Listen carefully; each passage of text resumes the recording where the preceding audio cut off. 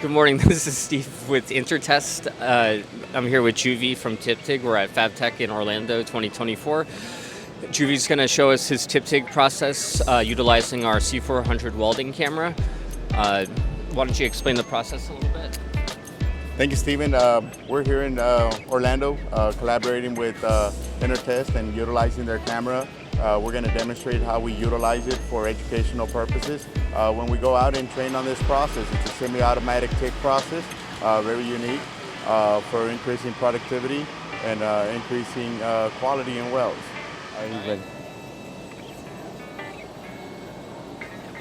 All right, we're first going to initiate the arc. We have a top button on the torch. Once you push it, it creates a high frequency. Once you establish a puddle, you push the secondary button and we're going to get repeatability of wire. What we want to do is hold each wall, sweep across the middle, hold the wall, sweep across the middle.